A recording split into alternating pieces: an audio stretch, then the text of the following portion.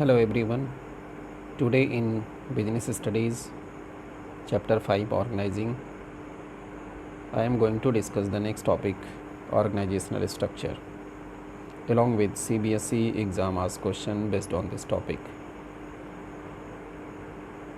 In this video, I will discuss the concept of organizational structure and then types of organizational structure. Let's start the topic. First, the meaning of organizational structure or organization structure.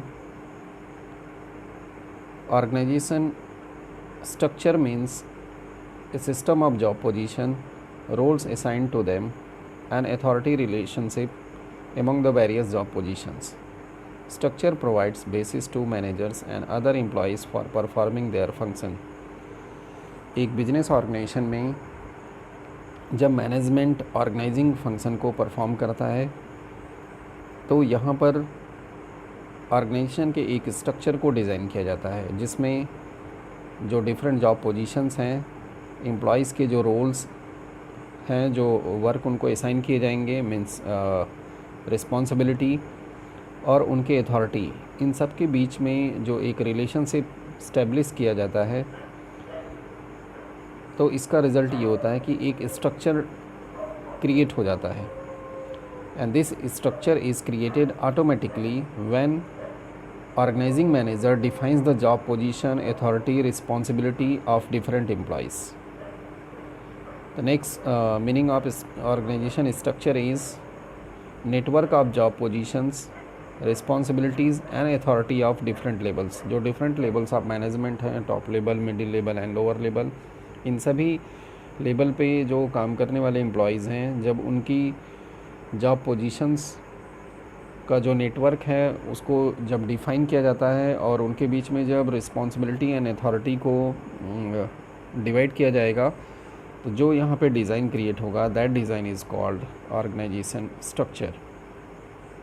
It is also called a framework within which managerial and operational task are performed. इसको एक framework भी कहा जाता है जिसके अंतर्गत managerial and operational task को perform किया जाता है ऑर्गेनाइजेशन के द्वारा to achieve the target. Overall हम कहें तो जब ऑर्गेनाइजिंग मैनेजर ऑर्गेनाइजिंग फंक्शन को परफॉर्म करेगा तो that time he defines the job position, he group the job, different type of job in a particular group, he distribute the authority and responsibility of different employees. और जब ये job positions को define करेगा, authority responsibility को distribute करेगा, तो जो यहाँ पे डिज़ाइन स्ट्रक्चर या फ्रेमवर्क तैयार होगा, that framework is called organisation structure. Next आगे बढ़ते हैं. ऑर्गेनाइजेशन स्ट्रक्चर को जब मैनेजमेंट डिज़ाइन करेगा या उसको बनाना शुरू करेगा, तो that time the following factors would be considered at the time of framing organisational structure. Structure को डिफ़ाइन करते समय, बनाते समय कुछ विशेष बातों को ध्यान में रखना है, जो कि कुछ इस प्रकार है. First is job position, second is departmentation, third is span of management and fourth is delegation of authority. एक ऑर्गेनाइजिंग मैनेजर को जब ऑर्गेनाइजेशन स्ट्रक्चर को डिज़ाइन करना है तो उस समय उन्हें इन चार बातों को, 4 फैक्टर्स को ध्यान में रखना है. That factor is job position, departmentation, span of management, delegation of authority. Job design, इसके अंतर्गत ऑर्गेनाइजिंग मैनेजर को ये ध्यान में रखना है कि किस किस तरह के जॉब को, एक्टिविटीज़ को परफॉर्म करना है, उन सभी को यहाँ पर उसको आइडेंटिफाई करना है और उसके बाद सिमिलर नेचर के एक्टिविटीज़ को एक पर्टिकुलर ग्रुप में ले आना है और उसको एक परमानेंट फॉर्म में कन्वर्ट करना है, जिसके लिए ऑर्गेनाइजिंग मैनेजर डिपार्टमेंटेशन करेगा. एक पर्टिकुलर डिपार्टमेंट बनाएगा, जैसे purchase departments, marketing department, production department, इस तरीके से डिपार्टमेंटेशन करेगा जहाँ पे एक सिमिलर नेचर की एक्टिविटीज़ को परफॉर्म किया जाएगा. नेक्स्ट जो फैक्टर ध्यान रखेगा, span of management. Span of management का अर्थ यहाँ पर होता है कि हाउ मेनी एम्प्लॉयज़ और subordinate can be effectively managed by one manager. एक मैनेजर के अंडर में कितने एम्प्लॉयज़ इफ़ेक्टिवली मैनेज या कंट्रोल किए जा सकते हैं, इस कंडीशन को कहा जाता है span of management. Means we can say that how many subordinate can be effectively controlled by one superior. Means एक सुपीरियर के द्वारा कितने सबॉर्डिनेट को इफ़ेक्टिवली कंट्रोल किया जाता है, that condition is called span of management.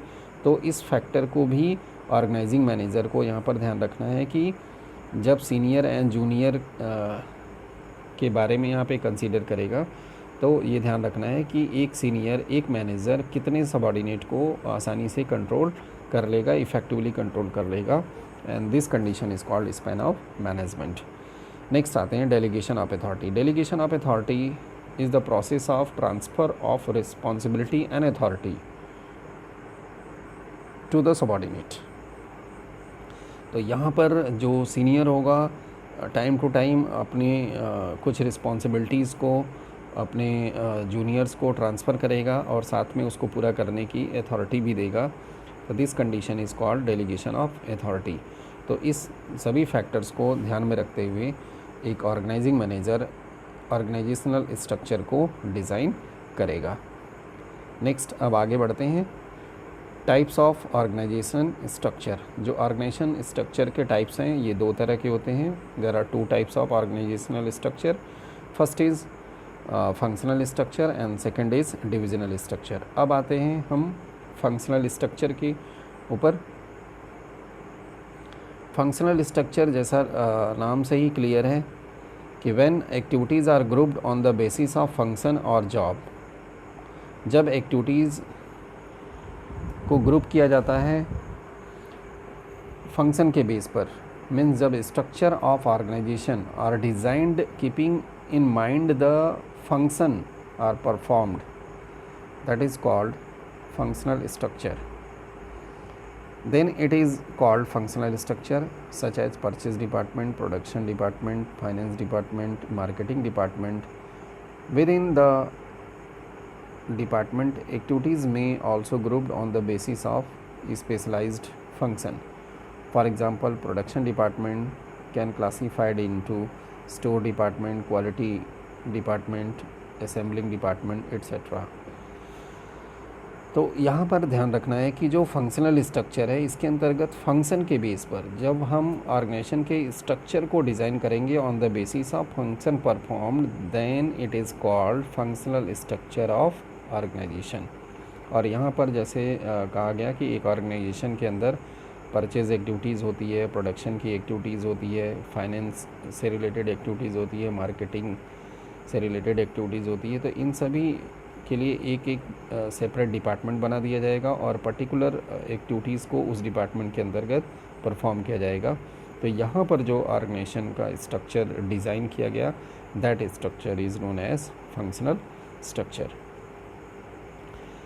अब हम बात करते हैं फंक्शनल स्ट्रक्चर के एडवांटेजेस की। पहले इसमें हम देखते हैं कि फंक्शनल स्ट्रक्चर को हम किस तरीके से बनाया जाता है, इसको यहाँ पर ध्यान दें।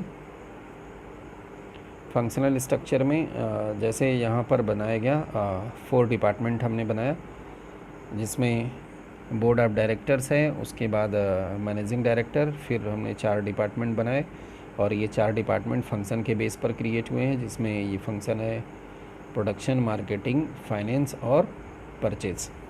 अब यहाँ पर हमारे ये 4 फंक्शन के बेस पर जो डिपार्टमेंट क्रिएट किए गए, प्रोडक्शन के अंदर जो पर्टिकुलर वर्क होंगे इसमें प्रोसेसिंग से रिलेटेड वर्क होंगे, क्वालिटी कंट्रोल से रिलेटेड वर्क होंगे और रिपेयर एंड मेंटेनेंस से रिलेटेड वर्क होंगे यहाँ पर। और इसी तरह मार्केटिंग जो फंक्शन है इसके अंतर्गत जो मार्केटिंग डिपार्टमेंट बनाया गया, तो जो एक्टिविटीज़ होंगी एडवर्टाइजिंग होंगी, सेल होगी, कस्टमर सर्विसेज होंगी, रिसर्च होंगी, जिसमें ये रिसर्च जो मार्केट से रिलेटेड रिसर्च होंगे। फाइनेंस डिपार्टमेंट के अंदर कैपिटल स्ट्रक्चर को प्रॉपरली डिज़ाइन किया जाएगा, फाइनेंशियल प्लानिंग किया जाएगा। परचेज डिपार्टमेंट में परचेज ऑफ रॉ मटेरियल होगा, स्टोर होगा, असेंबलिंग डिपार्टमेंट होगा। तो इस तरीके से यहाँ पर ऑर्गेनाइजेशन का जो स्ट्रक्चर फंक्शन के बेस पर बना, जिसमें board of directors, managing director, उसके बाद डिफरेंट डिपार्टमेंट हुए on the basis of function. Next आगे बढ़ते हैं।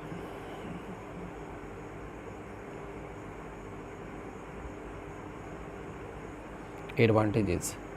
अब हम बात करते हैं फंक्शनल स्ट्रक्चर के एडवांटेजेस की। तो यहाँ पर आप देखें फंक्शनल स्ट्रक्चर के जो एडवांटेजेस हैं, इसमें जो सबसे पहला एडवांटेजेस है that is specialisation. Functional structure में जो ऑर्गेनाइजेशन है, इसमें एक डिपार्टमेंट के अंतर्गत पर्टिकुलर एक्टिविटीज़ को परफॉर्म किया जाता है। तो इसलिए यहाँ पर हम कह सकते हैं कि जो एम्प्लॉयज़ के अंदर, जो एम्प्लॉयज़ इस पर्टिकुलर डिपार्टमेंट में वर्क करेंगे, उनके अंदर स्पेशलाइजेशन की क्वालिटी डेवलप होती है।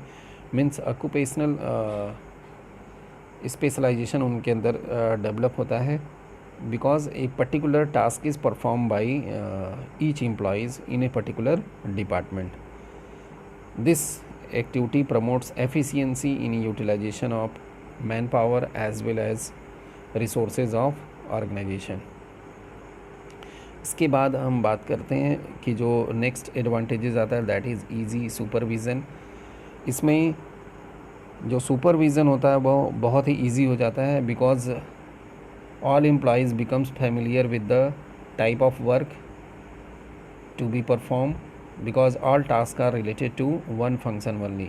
सभी एक्टिविटीज़ एक जैसी होती हैं। जैसे परचेज़ डिपार्टमेंट के अंदर सभी एक्टिविटीज़ परचेज़ से रिलेटेड होंगी, प्रोडक्शन डिपार्टमेंट में सभी एक्टिविटीज़ प्रोडक्शन से होंगी। तो यहाँ का जो भी सुपरवाइज़र होगा, जो भी डिपार्टमेंट हेड होगा, उसको पूरे डिपार्टमेंट को, सुपरवाइज़र को, अपने सबॉर्डिनेट को सुपरवाइज़ करना ईजी होगा, because nature of activities are similar.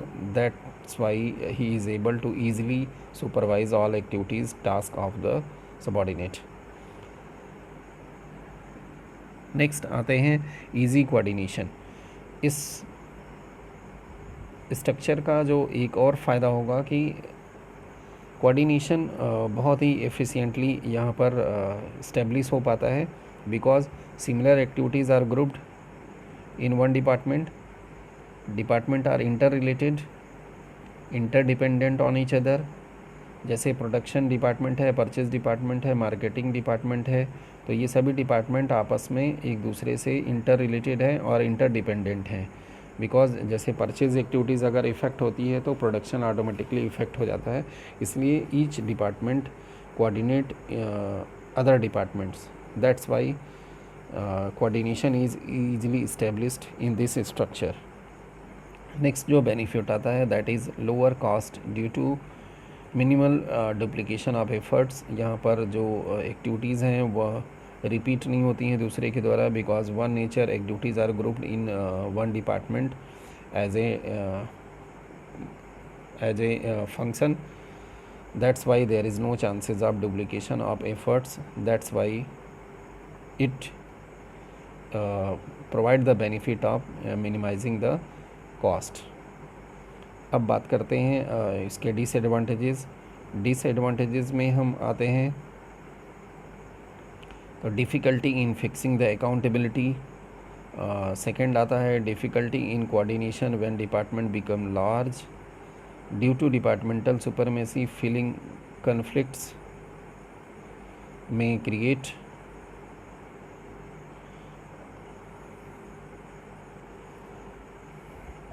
तो यहाँ पर अब हम देखते हैं पहला जो डिसएडवांटेजेस है that is difficulty in fixing the accountability. Accountability fix करना यहाँ पर डिफ़िकल्ट है इस फंक्शनल स्ट्रक्चर में, क्योंकि अगर कोई टारगेट पूरा नहीं होता है तो एक डिपार्टमेंट दूसरे डिपार्टमेंट को यहाँ पर रिस्पॉन्सिबल होल्ड करता है।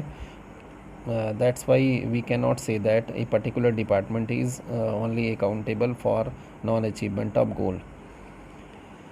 सेकेंड आता है difficulty in coordination when department become large. जब यहाँ पर डिपार्टमेंट बहुत बड़े हो जाते हैं तो फिर जो कोऑर्डिनेशन यहाँ पर ईज़िली इस्टेब्लिश हो रहा था एज ए एडवांटेजेस, वह यहाँ पर टिपिकल प्रोसेस हो जाएगा, क्योंकि जैसे जैसे साइज़ बढ़ती जाएगी, एम्प्लॉयज़ की संख्या बढ़ती जाएगी, एक्टिविटीज़ का जो वॉल्यूम है वो बढ़ता जाएगा, फिर then it is difficult to establish the coordination among the department and among the employees। Next disadvantages जो यहाँ पर आएगा, that is due to departmental supremacy feeling conflicts में क्रिएट। यहाँ पर इसमें एक बहुत ही अलग तरह की जो डिसएडवांटेजेस आता है इस स्ट्रक्चर में, जिसमें एम्प्लॉइज़ या एक पर्टिकुलर डिपार्टमेंट ये फील करने लगता है कि हमारा डिपार्टमेंट ही सुप्रीम है पूरे ऑर्गेनाइजेशन में, और इस फीलिंग की वजह से अदर डिपार्टमेंट्स के बीच में कन्फ्लिक्ट क्रिएट होना शुरू हो जाता है। जैसे मार्केटिंग डिपार्टमेंट है, तो ये मार्केटिंग डिपार्टमेंट अपने को शो करता है कि हम ऑर्गेनाइजेशन में सबसे सुपीरियर हैं और हमारी वजह से ही ऑर्गेनाइजेशन में रेवेन्यूज़ आते हैं, प्रॉफिट अर्न करता है, बाकी डिपार्टमेंट का इसमें रोल नहीं है। तो यहाँ पर अब ये रिज़ल्ट होगा कि प्रोडक्शन डिपार्टमेंट ये फील करेगा कि हम जो प्रोडक्शन करते हैं, अगर हमारा कोई रोल नहीं है, अगर हम प्रोडक्शन नहीं करेंगे तो आप कैसे सेल कर पाओगे। तो फिर ये कन्फ्लिक्ट्स यहाँ से एराइज़ होना शुरू हो जाता है। तो ये एक डिसएडवांटेजेस इस स्ट्रक्चर के अंतर्गत आता है। इसके बाद यहाँ पर एक और जो प्रॉब्लम आएगी, दैट इज़ इनफ्लेक्सिबिलिटी। इस फंक्शनल स्ट्रक्चर में इनफ्लेक्सिबिलिटी होती है, means functional head do not get training for top management position as they are unable to gather experience in diverse areas. ये एक यहाँ पर और डिसएडवांटेजेस आएगा। नेक्स्ट, इसकी सूटेबिलिटी, या ये किस तरह के कंडीशन में या किस ऑर्गेनाइजेशन में सूटेबल होगा। This structure, functional structure, is most suitable when the size of organisation is large and operations required a high degree of specialisation. दूसरा, यहाँ पर जब सिंगल प्रोडक्ट को बना रही है कंपनी, ऑर्गेनाइजेशन सिंगल प्रोडक्ट को प्रोड्यूस कर रही है, तो उस कंडीशन में भी functional structure suitable structure of organisation होगा। मीन्स हम कह सकते हैं कि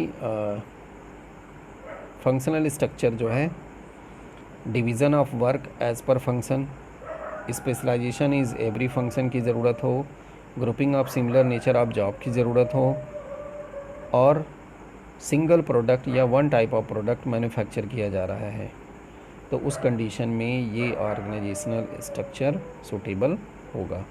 नेक्स्ट, अब हम आगे बढ़ते हैं।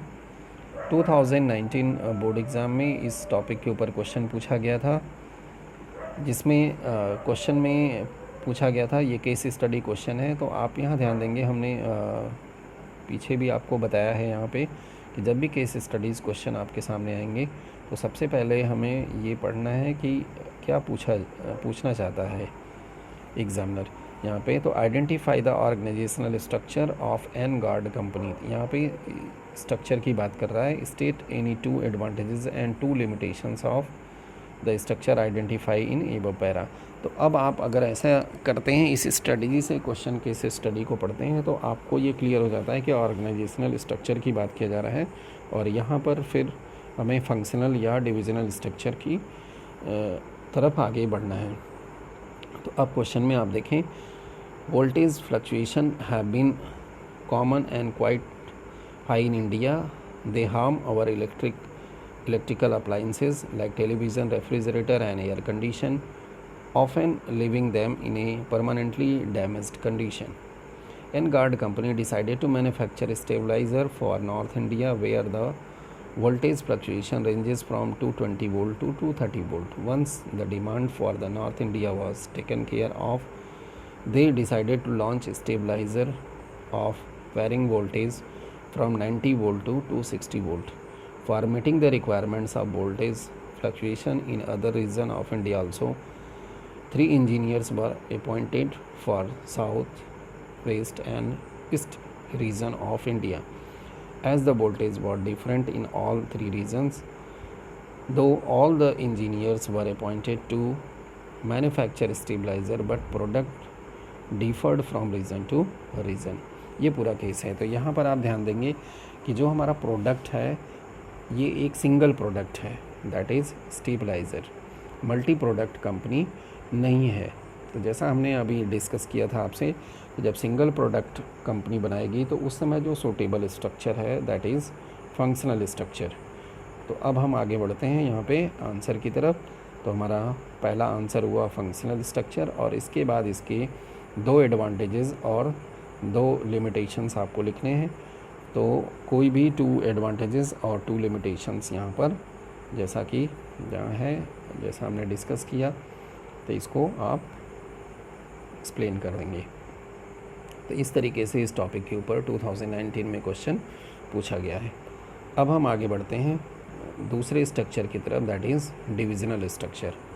डिविजनल स्ट्रक्चर में आप देखें इसकी मीनिंग को पहले, when the organisation is large in size and producing more than one type of product, then activities related to one product are grouped under one division और डिपार्टमेंट और part, then it is called divisional structure. Divisional structure वह structure होता है जब organisation की size काफ़ी बड़ी हो और यह एक से ज़्यादा प्रोडक्ट को प्रोड्यूस कर रहा हो, तो एक्टिविटीज़ हर प्रोडक्ट की एक एक पर्टिकुलर डिवीज़न में ग्रुप कर दी जाती है। एक पर्टिकुलर डिवीज़न, सेपरेट डिवीज़न एक एक प्रोडक्ट के लिए बना दिया जाता है, और उस स्ट्रक्चर को हम डिविजनल स्ट्रक्चर कहते हैं। अब इसको डायग्राम में आप देखें,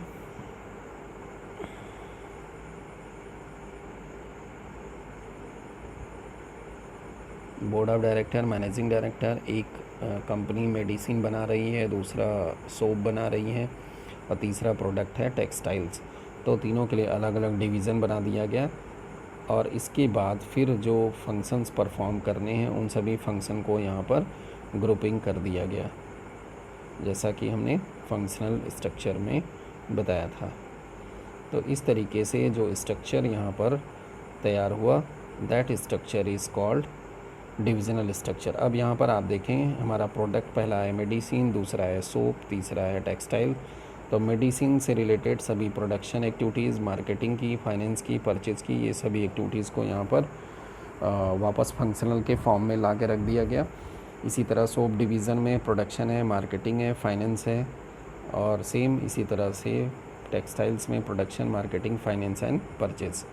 तो इस तरीके से एक्टिविटीज़ को यहाँ पर ग्रुपिंग की जाती है जब एक पर्टिकुलर प्रोडक्ट के लिए एक सेपरेट डिवीज़न बनाया जाएगा, तो इस स्ट्रक्चर को यहाँ पर हम डिविजनल स्ट्रक्चर कहेंगे। नेक्स्ट हम आगे बढ़ते हैं, इसके एडवांटेजेस और डिसएडवांटेजेस की बात करते हैं। जब डिविजनल स्ट्रक्चर में एक पर्टिकुलर प्रोडक्ट के लिए एक सेपरेट डिवीज़न बनाया जाएगा, तो इसका जो बेनिफिट होगा ऑर्गेनाइजेशन में कि प्रोडक्ट एक स्पेशलाइजेशन होगा। जैसा कि आपने पिछले फंक्शनल स्ट्रक्चर में देखा कि वहाँ पे फंक्शनल स्पेशलाइजेशन आ रहा था, जबकि यहाँ पर प्रोडक्ट स्पेशलाइजेशन आएगा, बिकॉज ये particular division is producing a particular product, that's why there is product specialisation. Next आता है यहाँ पर ईजी एंड फास्ट डिसीजन। एक सेपरेट डिवीज़न होगा हर प्रोडक्ट के लिए, तो वहाँ पर जो डिविजनल हेड होगा उसको पूरी फ्रीडम होती है कि अपने अकॉर्डिंग वह अपने पर्टिकुलर डिवीज़न के लिए डिसीज़न ले सकता है। तो यहाँ पर जो डिसीजन मेकिंग होती है फंक्शनल स्ट्रक्चर के कंपैरिजन में काफ़ी फास्ट और इजी होता है। ईजी टू डिटरमाइन अकाउंटेबिलिटी, यहाँ पर अकाउंटेबिलिटी डिटरमाइन करना बहुत ईजी होता है, क्योंकि अगर नॉन अचीवमेंट ऑफ गोल होता है तो कौन से डिवीज़न का गोल अचीव नहीं हुआ उसकी अकाउंटेबिलिटी को आसानी से फिक्स किया जा सकता है। नेक्स्ट आता है scope for expansion without interrupting the existing operations merely by adding another new departmental head and staff. यहाँ पर अगर इस स्ट्रक्चर में कंपनी अपने बिजनेस को एक्सपेंड करती है, तो अगर एक नया प्रोडक्ट बनाना चाहती है तो यहाँ पर उसका एक्सपेंशन काफ़ी इजी हो जाता है, बिना एग्जिस्टिंग डिपार्टमेंट को डिस्टर्ब किए हुए एक नए डिपार्टमेंट को आसानी से ऐड कर दिया जाता है। तो ये इसके कुछ एडवांटेजेस हैं। अब इसके डिसएडवांटेजेस या लिमिटेशंस की बात करते हैं। पहला जो डिविजनल स्ट्रक्चर का डिसएडवांटेजेस होगा that is requirement of huge capital, because all departments require its its own resources to work independently. यहाँ पर इनको अपना खुद का रिसोर्सेज चाहिए, ओन रिसोर्सेज चाहिए, ताकि वो इंडिपेंडेंटली वर्क कर सकें। इसलिए यहाँ पर जो पहला डिसएडवांटेजेस है इस डिविजनल स्ट्रक्चर का कि ह्यूज कैपिटल की रिक्वायरमेंट होगी। अगर ऑर्गेनाइजेशन के पास ह्यूज कैपिटल नहीं होगा तो फिर वो डिविजनल स्ट्रक्चर की तरफ नहीं जा सकते। नेक्स्ट आता है, ए पर्टिकुलर डिवीज़न में focus only on their own product and may ignore the organisational interest. यहाँ पर इसकी एक लिमिटेशन या डिसएडवांटेजेस हम कह सकते हैं कि एक पर्टिकुलर डिवीज़न सिर्फ अपने प्रोडक्ट के ऊपर ही फोकस करता है, बाकी ऑर्गेनाइजेशन का जो इंटरेस्ट है उस पर ध्यान नहीं देता है। और इसका जो ये इग्नोरेंस एटीट्यूड है इस डिविजनल स्ट्रक्चर में, इसकी वजह से जो ऑर्गेनाइजेशन का गोल है वह कभी कभी नॉन अचीवमेंट की कंडीशन में हो जाता है। नेक्स्ट हम आगे बढ़ते हैं। जो third disadvantages that is conflict में arise among different departments with reference to allocation of fund. यहाँ पर फंड के एलोकेशन के नाम पर एक पर्टिकुलर डिवीज़न दूसरे डिवीज़न के बीच में कन्फ्लिक्ट अराइज होने शुरू हो जाते हैं कि पर्टिकुलर डिवीज़न को बहुत ज़्यादा फंड दिया गया, हमारे डिवीज़न को फंड का अलॉटमेंट नहीं हो रहा है, तो इस बेस पर यहाँ पर इनके बीच में जो है वो कन्फ्लिक्ट बढ़ जाते हैं। अब ये ऑर्गेनाइजेशनल स्ट्रक्चर कहाँ पर सूटेबल होगा? It is suitable for those organisation which produced large variety of products by using different resources. यह जो ऑर्गेनाइजेशन का स्ट्रक्चर है उस समय सूटेबल होगा या ऑर्गेनाइजिंग मैनेजर को तब डिज़ाइन करना चाहिए जब ऑर्गेनाइजेशन एक से अधिक प्रोडक्ट को प्रोड्यूस करना चाहता है, मीन्स मल्टी प्रोडक्ट कंपनी है, तो वहाँ पर जो स्ट्रक्चर बनेगा डिविजनल स्ट्रक्चर बनेगा। दूसरा, जहाँ पर प्रोडक्ट स्पेशलाइजेशन की ज़रूरत होती है वहाँ पर बनेगा। तो आई होप आपको ऑर्गेनाइजेशनल स्ट्रक्चर और उसके टाइप्स फंक्शनल एंड डिविजनल और इनके एडवांटेजेस और डिसएडवांटेजेस समझ में आए होंगे, इनकी सूटेबिलिटी समझ में आई होगी। Thank you very much for watching this video. Keep watching, like and share. Thank you.